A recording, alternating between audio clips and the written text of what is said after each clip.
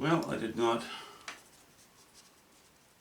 go to the store and buy another canvas because I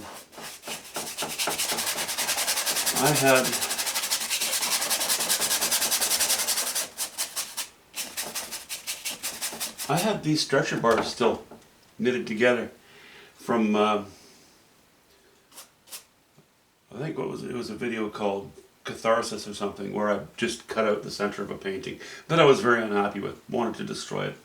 So I removed the outer edge of it, and that was a 16 by 20, which was kind of the size of, well, it was the size of canvas I was going to go for. So I also have a few scraps of cotton canvas kicking around for a number of years, and I thought, well, why not stretch one? So that's what I did. I like that because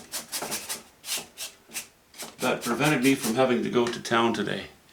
Anytime I don't have to go to town, I'm a happy guy. So I stretched this, and the size of this scrap that I had wasn't a lot bigger than the stretcher frame, so I side stapled it. I didn't really have enough to comfortably go around the back as well. It's fine. It's designed, you know, it's a 1 inch deep stretcher bar, or actually probably 3/4 of an inch, and it's designed to sit in a frame. So that worked out. And I already had made plans, my daughter and I, to go looking for agates this morning on the Fraser Valley, or on the Fraser River. So that worked out well too. So it was a good day. My daughter came over at about 9 this morning, and we headed out. I found some. There are a lot of agates, but there are a lot of cloudy banded agates. There are. I don't think I've ever found a lace agate here. But what I like especially are translucent agates with, you know, sort of a red color, even a hint of green, a little bit off-white. Those are the ones that I kind of like, and I'll take those home. I don't have a rock saw. We have a tumbler, but it actually isn't working properly. Anyway, one of these days we'll get to working on that stuff. My parents, I grew up in Manitoba in Canada, and my parents took their kids to places like, well, southern Manitoba. Actually, there's a lot of areas where there is good agate hunting in southern Manitoba. But we also went to North Dakota and South Dakota and did some rock hounding down there. My parents were both fairly avid rock hounds. We had a shelf that my dad built in the house with good lighting, and we even covered the shelving with some kind of black material to show off the rocks. And part of it was that they found a lot of interesting stones, but also some fossils, and my dad actually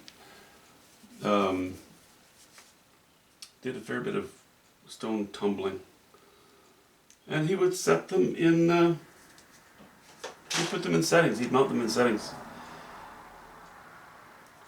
for, well, he'd sort of cut them sometimes. No, he didn't cut, actually. He didn't make any cabochon or anything, any cabochons, or cabochons. But he would set them for a pendant to hang around your neck, or something you could put on a, you know, a little bracelet.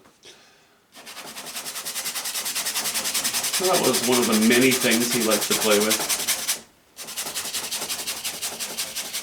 And that kind of stuck with me. And my wife was not so familiar with that type of life until we married. But she became kind of interested too, so yeah, we go out rock hunting fairly regularly. But now my daughter has caught the bug. So she will sometimes goad me or my wife and I both out to do some rock hounding. Okay, anyway, that's just odorless turpentine and burnt sienna and an old brush, which even for